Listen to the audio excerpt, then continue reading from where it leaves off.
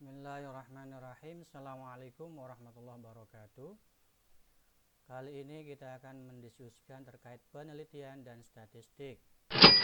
Oke, kita langsung ke pengertian penelitian.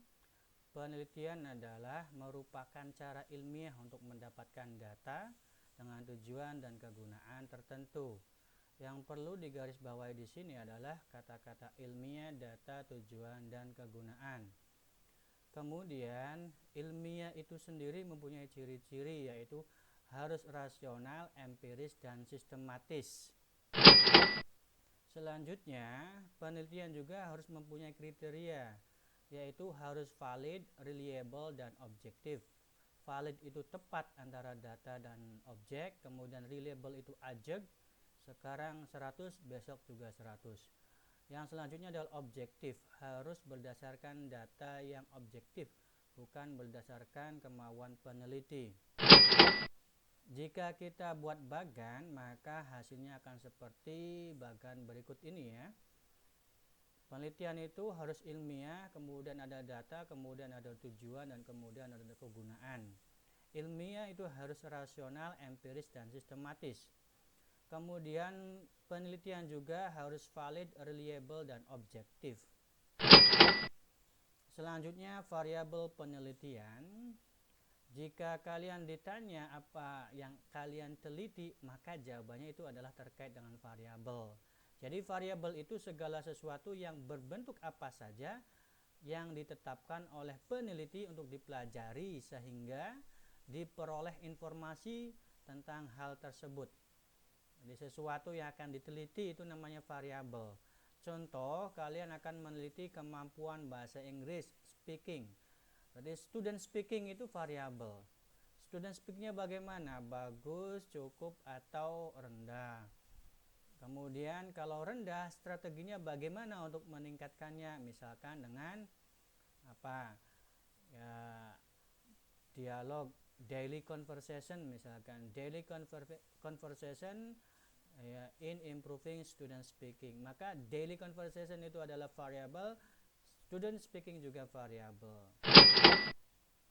Oke, adapun macam-macamnya variabel itu ada 5 ya. Nanti penjelasannya bisa dibaca sendiri.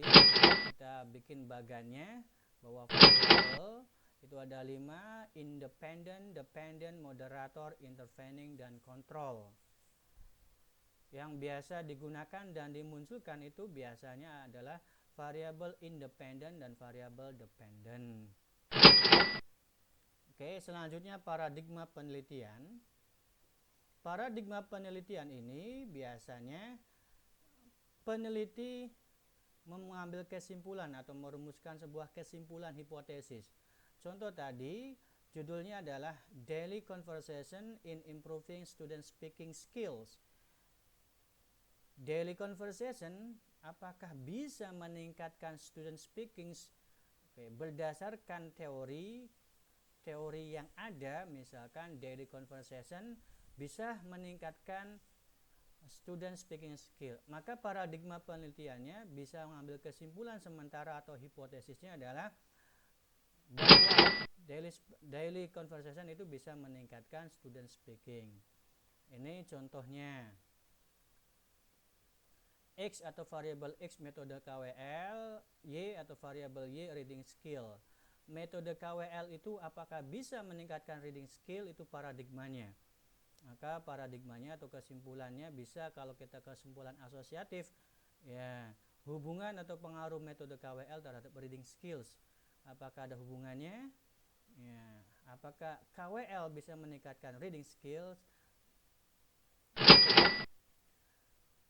Kemudian proses penelitian itu biasanya dilakukan sebagaimana bagan berikut ya, research process. Ada research problem, apa problemnya, kemudian literatur review, ada literatur review, pengertian-pengertian misalkan terkait daily conversation dan kemudian terkait student speaking skill.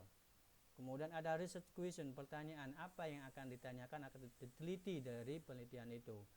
Kita tentukan kuantitatif apa kualitatif. Itu namanya research design. Kemudian Kuantitatifnya apakah eksperimen, correlation, atau survei, atau kuantitatif design, kualitatif design. Kemudian setelah menentukan desainnya, ambil sampel, instrumennya apa, kemudian datanya dianalisis, kemudian diinterpretasi. Kemudian hasilnya, diskusinya, kemudian ada conclusionnya, kemudian limitation, keterbatasan penelitian ini, kemudian future research, itu saran untuk peneliti berikutnya terkait penelitian yang kalian lakukan. Nah, kemudian bagaimana peranan statistik itu dalam penelitian?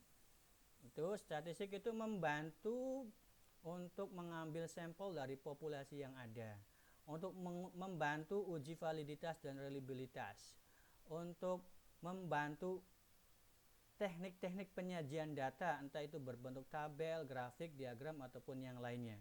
Kemudian membantu juga rumus statistik yang mana yang akan digunakan dalam penelitian yang kalian lakukan nanti.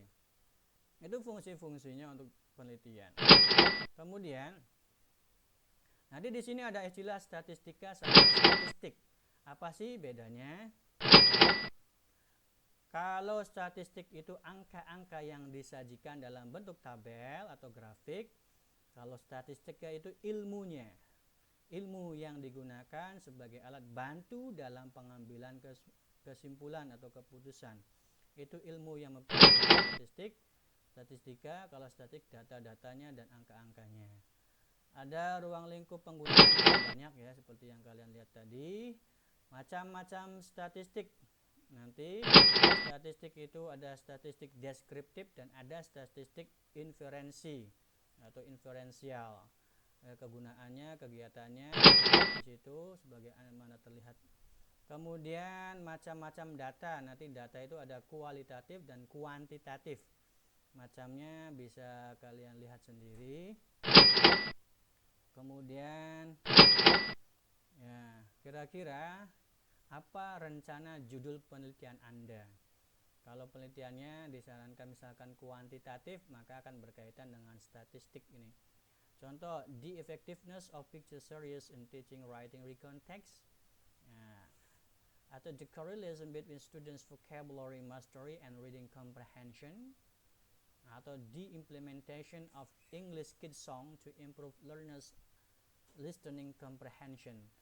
Nah, ini contoh dari judul penelitian yang arahnya kuantitatif. Oke. Silakan kalian cari, rencanakan judul. Mulai dari sekarang bisa konsultasikan ke dosen-dosen atau sejawat ya. Sekarang masuk ke latihan. Silakan latihannya dikerjakan ya, kemudian dimasukkan di dalam Google Form ketika absen. Jawabannya dimasukkan ke sana. Oke, terima kasih. Kurang lebihnya mohon maaf. Akhirul kalam, wabillahi taufiq wal hidayah. Assalamualaikum warahmatullahi wabarakatuh.